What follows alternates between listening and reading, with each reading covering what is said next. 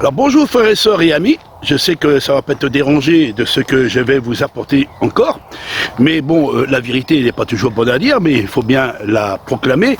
J'espère que vous avez regardé la vidéo en disant que Dieu est unique et il n'y a personne qui est égal à lui.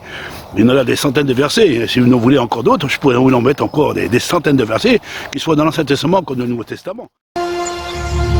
Écoute, Israël, le Seigneur notre Dieu est l'unique Seigneur. Mais je vais vous donner une petite suite pour bien prouver de ce que je dis. Parce que la Bible nous dit, malheur à celui qui ajoute et qui retranche. Et celui qui ajoute et retranche ne rentre pas dans le royaume de Dieu. C'est écrit noir sur blanc dans la parole de Dieu. On ne peut pas ajouter ni retrancher. Ceux qui sont nés de nouveau, ils sont obligés d'avoir l'esprit de vérité en eux. Parce que la Bible dit, ils sont poussés par le Saint-Esprit que les hommes ont parlé de la part de Dieu. Et la Bible nous dit que Dieu a donné son esprit dans notre cœur, et l'Esprit de Dieu, il révèle la vérité. Et il ne peut pas nous faire sortir de notre bouche du mensonge, ou de dire des conneries, ou des choses qui ne sont pas écrites, parce que celui qui annonce un autre évangile, qu'il soit anathème et maudit. Alors il faut bien dire ce qui est écrit dans la parole de Dieu, ni ajouter, ni retrancher. Alors il y a un premier verset que c'est un ange qui vient vers Marie, et dira à Marie, Marie, tu enfanteras un fils. Tu l'appelleras le fils du Dieu très haut. Ça c'est le premier point. Là il n'a pas dit l'ange que tu vas enfanter un Dieu. Ah non, c'est pas comme certains catholiques, il dit Marie, la mère de Dieu. La mère de Dieu. C'est comme si elle avait enfanté Dieu. Elle a enfanté Dieu. Non, elle a enfanté le fils de Dieu. Le Fils de Dieu. Il faut bien comprendre ce que les Écritures ont dit. Et même, dans l'Ancien Testament, et le prophète, parce que Moïse était un prophète de Dieu, il a parlé de la parole de Dieu, il dit, il sortira de milieu de vous un prophète comme moi. Écoutez-le.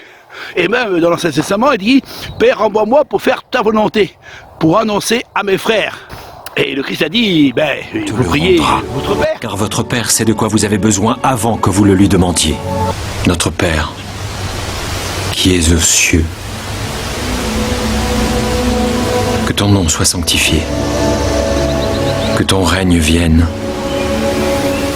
que ta volonté soit faite sur la terre comme au ciel. Notre Père, qui est dans les cieux, que son nom soit sanctifié, et que son règne vienne, et que sa volonté soit faite sur la terre comme au ciel. Parce que le Christ, il a bien venu dans le monde pour faire connaître le Père. Il priait le Père, parce qu'on le voit à travers la parole de Dieu, que le Christ montait sur les montagnes, à part, il priait toute la nuit, il priait qui? Il priait son Père. Ah oui, c'est écrit noir sur blanc dans la parole de Dieu. Et vous dites que Jésus est Dieu véritable venu en tant qu'homme de chair. C'est lui le Dieu véritable. Si c'est le Dieu véritable, pourquoi le Dieu véritable va se mettre à part?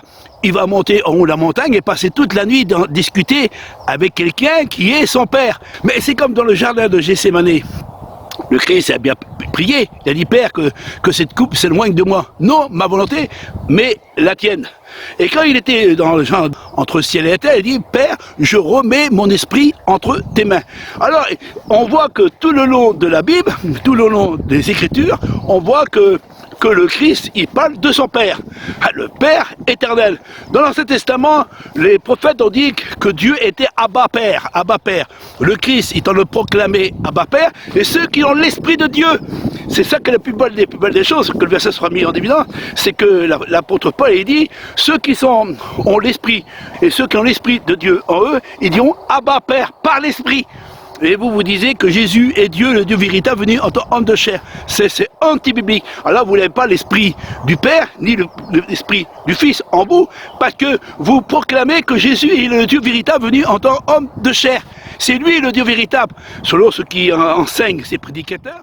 Parce qu'avec tout ce que je vais mettre en évidence, et tous les versets que vous mettez en évidence, il faut bien prouver que le Christ n'a jamais dit qu'il était Dieu. Il n'a jamais dit qu'il était Dieu. Il n'a jamais dit qu'il était le Père. Mais il a dit qu'il était le Fils de Dieu, venu pour faire la volonté de son Père. Il a bien dit, je suis venu dans le monde pour faire la volonté de mon Père. Quand le Christ il est mort, et quand il est ressuscité, il a dit à la femme, va trouver mes frères. Je ne savais pas que Dieu avait des frères. Il n'y a pas des frères. Dieu a des fils. Nous sommes tous des fils du Dieu très haut. Nous sommes tous des fils de Dieu. Et tous les fils de Dieu proclameront que le Christ est bien le Fils de Dieu. par l'Esprit de Dieu. Mais ceux qui disent que Jésus est Dieu, le Dieu venu en tant qu'homme de chair, n'a pas l'Esprit de Dieu en eux. Ils n'ont pas l'Esprit de Dieu. C'est un esprit des séducteurs, un esprit d'erreur, parce qu'ils ont proclamé la Trinité à travers leur enseignement, en disant que Jésus, il est le Dieu véritable. Alors si Jésus est le Dieu véritable, pourquoi le Fils de Dieu, qui dit que son Père est bien plus grand que lui, et je suis venu pour faire la volonté de mon Père. Et quand il était sur la montagne, sur la montagne, et il dit à ses disciples, il faut prier le Père. Entre dans ta chambre, ferme ta porte, ton Père céleste qui est dans les lieux célestes, il t'écoutera. Il a dit que sans le Père, on ne peut rien faire. Il a bien dit, je ne peux rien faire sans la volonté de mon Père. Je ne peux rien faire sans la volonté de mon Père. Je ne suis pas venu pour faire ma volonté, mais la volonté de mon Père. Alors, le Christ a bien dit à travers de son enseignement qu'il n'y a qu'un seul Dieu, mais il y a un seul Père, un Père éternel, le Père de toute la création, de tous les hommes.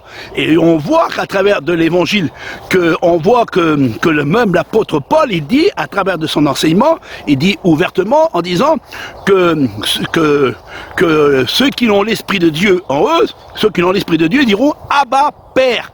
Abba Père. Tous ceux qui ont l'Esprit de Dieu diront Abba Père. Pourquoi me cherchez-vous? Ne saviez-vous pas qu'il faut que je m'occupe des affaires de mon père? Un esprit qui n'est pas dans le véritable évangile de Dieu, parce que la Bible dit que c'est poussé par le Saint-Esprit que les hommes ont parlé de la part de Dieu. Et Christ a dit, je prierai le Père, et le Père, il va avoir le Consolateur, l'Esprit Saint, l'Esprit de vérité.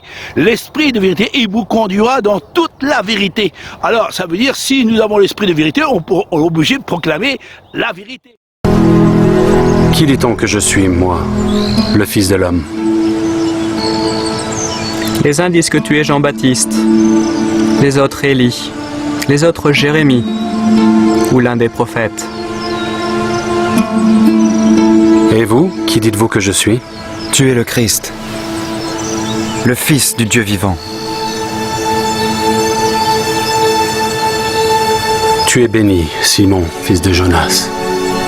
Car ce ne sont pas la chair et le sang qui t'ont révélé cela, mais c'est mon Père qui est dans les cieux. Car ce ne sont pas la chair et le sang qui t'ont révélé cela, mais c'est mon Père qui est dans les cieux. Il a dit à ses disciples, ouvertement, il a dit, qu'est-ce que je suis, moi, le Fils de l'homme? Et les disciples ont dit, on a entendu parler que tu étais Jérémie, Néhémie, un prophète dans l'Ancien Testament, mais vous, qu'est-ce que je suis en réalité pour vous? Et Pierre, rempli de l'Esprit de Dieu, il parle de la part de Dieu, parce que c'est Dieu qui parle à travers de la bouche de Pierre, et Pierre il dit, tu es le Christ, le Fils du Dieu très haut. Vous n'êtes pas plus fort que celui qui parle.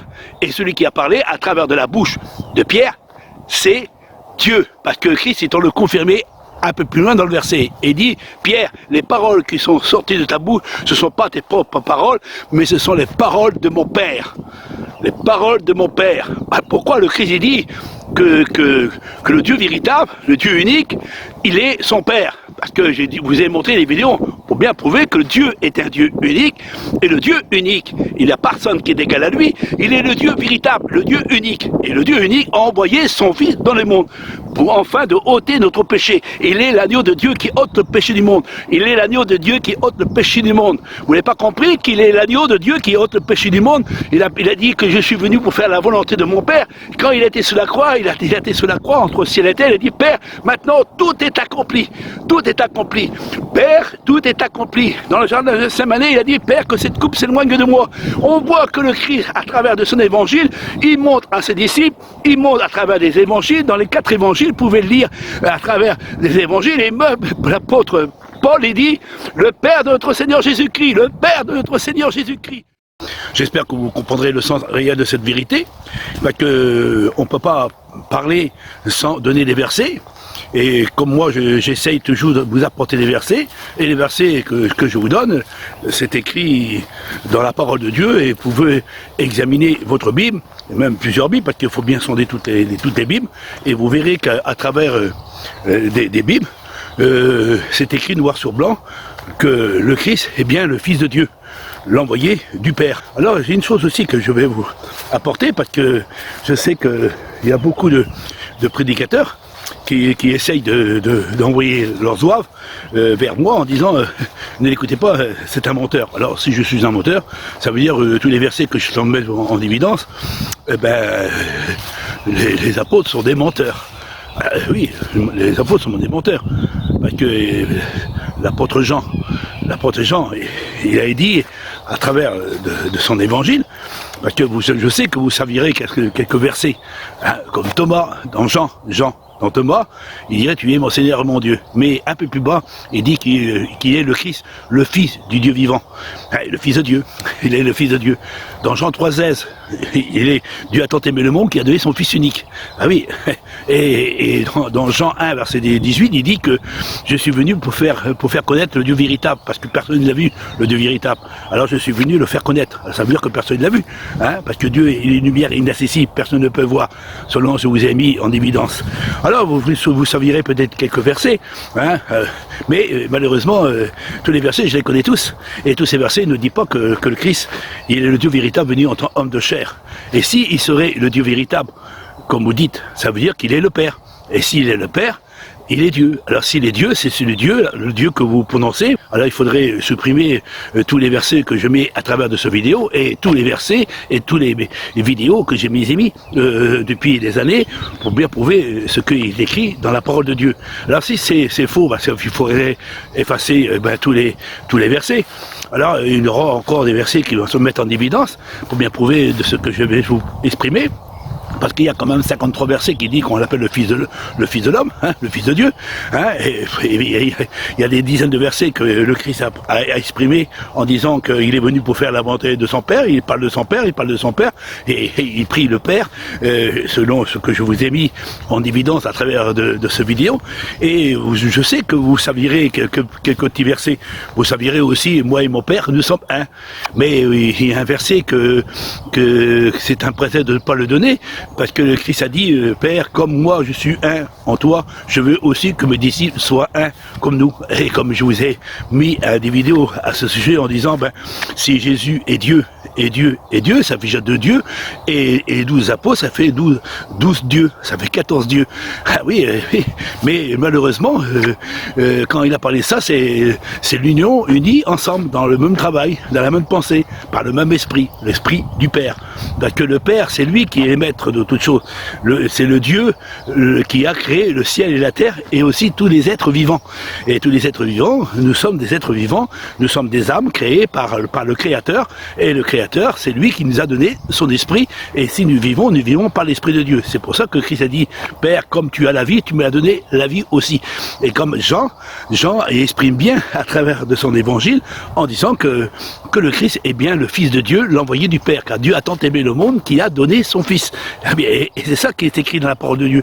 Et dans la parole de Dieu, dans Jean 1, verset 18, je crois, il dit que je suis venu pour faire connaître le Dieu véritable, parce que personne qui l'a vu. Bah oui, parce que l'apôtre Jean, il sait qu'il s'en est exprimé. Et même à travers de tout son évangile de Jean, il parle que le Christ est bien le Fils de Dieu, et que le Fils de Dieu, il parlait de son Père. Et il priait son Père. Alors, si Christ il serait le Dieu véritable, et qu'il serait venu dans le monde, alors ça veut dire que le Dieu véritable, il est mort, et il se fait passer pour le Fils. Et le Fils, il se serait Dieu. Pour vous, le Fils, ce serait Dieu. Alors ça veut dire que pourquoi le Fils, il prierait le Père? Et pourquoi que le Christ a dit, à travers de son évangile, peut-être je t'en ai répété toujours la même chose, mais pour vous c'est solitaire. Mais alors pourquoi le Christ a dit à Marie Magdala, quand il est sorti du tombeau, parce que il faut pas oublier que c'est Dieu qui l'a ressuscité du tombeau. Ça, c'est l'apôtre Paul étant exprimé. C'est Paul qui dit. Et c'est Pierre aussi qui le dit. C'est la puissance du Saint-Esprit de Dieu qui a ressuscité le Christ. Et il a eu un commencement. Et c'est pour ça qu'on dit que Christ, il est le commencement de Dieu. Oui, le commencement de Dieu, il est le premier-né de toute la création. Il faut bien comprendre ce que la Bible nous enseigne.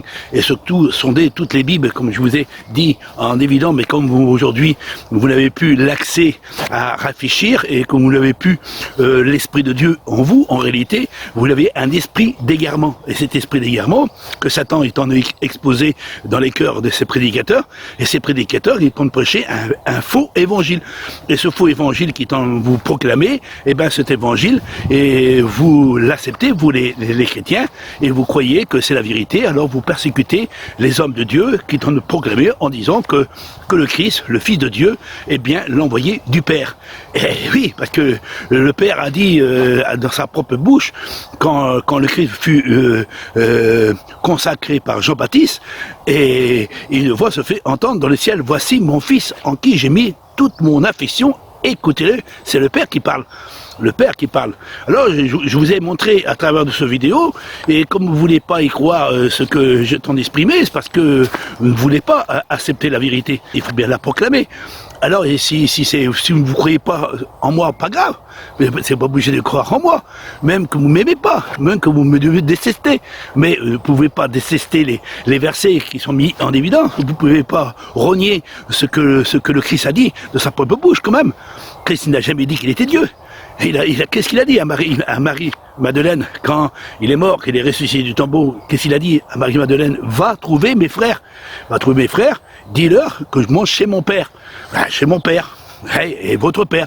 Il a bien dit que le Christ, il parlait de son père. Le père est plus grand que moi. Et il manifestait l'esprit du père. Parce que le père était en lui. Il a dit, le Père est en moi. Alors, ce qui m'a vu a vu le Père. Mais comment on peut voir le Père? Par la manifestation que le Christ a manifestée. C'est comme Moïse. Moïse avait Dieu en lui. Mais il a dit, va, je te fais Dieu. Mais quand il était là-bas devant le Pharaon a vu que Moïse. Mais il a vu les œuvres de Dieu qui se manifestaient à travers de Moïse et à travers de tous les prophètes. Tous les prophètes ils ont vu Dieu, le Père. En eux, c'est pour ça que les prophètes ont dit, nous savons que tu es notre Père, Abba, Père, et nous savons que tu es notre Dieu, et tu es notre Père, notre Créateur. Parce que quand on dit Père, ça veut dire c'est celui qui nous a engendrés. C'est pour ça que Paul a dit, nous sommes engendrés par l'Esprit de Dieu. C'est plus moi qui vis, mais c'est Christ qui vit en moi. Dieu a mis l'Esprit du Christ en nous, et qu'on disons Abba, Père. Comme le Christ a dit, Abba Père. Ça veut dire que le Christ, il proclame le Père, et il dit à nous que nous devons prier le Père. Et il faut prier le Père. Alors, je prie pas le Christ. Je prie pas le Christ, parce que le Christ m'a dit, il faut prier le Père. Et le Père, il veut des adorateurs en esprit et en vérité. Mais ça, c'est écrit noir sur blanc dans la parole de Dieu. Et vous dites que, non, Olivier, tu es à côté de la vérité, tu enseignes pas le véritable évangile. Alors, si je n'ennonce pas l'évangile, ça veut dire que ce que disait l'apôtre Jean, parce que c'est le livre de Jean qui est magnifique, ce livre de Jean, c'est l'apôtre de l'amour, et l'apôtre de l'amour ne s'est pas trompé, il avait l'esprit du Père en lui, et il savait que le Christ était bien le Fils de Dieu, parce qu'il dit ouvertement à travers de son évangile, vous pouvez le lire tout l'évangile, il ne dit jamais à travers de sa propre bouche, parce qu'il y a peut-être un ou deux ou trois versets qui ont été mis en dividende pour essayer de faire passer la Trinité, en disant, moi et mon Père, nous sommes un, alors vous vous servez de ce verset, ou soit vous vous servez de Thomas, vous servez de Thomas. Alors vous servez de certains versets, mais si on met en évidence ces versets, parce que Thomas, il a dit, tu es mon Seigneur et mon Dieu, mais il n'a pas dit ça à Christ, il a dit ça à Dieu, parce que c'est Dieu qui l'a ressuscité. Il sait bien que le Christ ne s'est pas ressuscité lui-même, parce que l'apôtre Pierre, il dit, c'est Dieu qui l'a ressuscité, et l'apôtre Paul, il s'est pas trompé, parce qu'il répète ce que Pierre a exprimé, et il a dit, c'est Dieu, le Père, qui a ressuscité notre Seigneur Jésus-Christ. Le Père de notre Seigneur Jésus-Christ. Paul, il dit, le Père de notre Seigneur Jésus-Christ, c'est lui qui a ressuscité le Christ, le Machia, le Fils du Dieu vivant. Voilà ce que je sais que beaucoup ne vont pas y croire de ce que je t'en ai exprimé, mais je sais que beaucoup vont réfléchir, et j'espère que vous réfléchissez, parce que il est temps de se réveiller, il est temps de faire un demi-tour sur nous-mêmes, il est temps de chercher l'Éternel pendant qu'il se trouve, et invoquer pendant qu'il est prêt, parce que en réalité, que la religion que vous possédez, elle est antibiblique. Elle est antibiblique, elle n'est pas à la gloire de Dieu. C'est les catholiques romains qui ont essayé de mettre en évidence la Trinité. Et c'est eux qui l'ont proclamé en disant que Jésus, il est Dieu. Que Dieu vous bénisse, frères et sœurs et amis.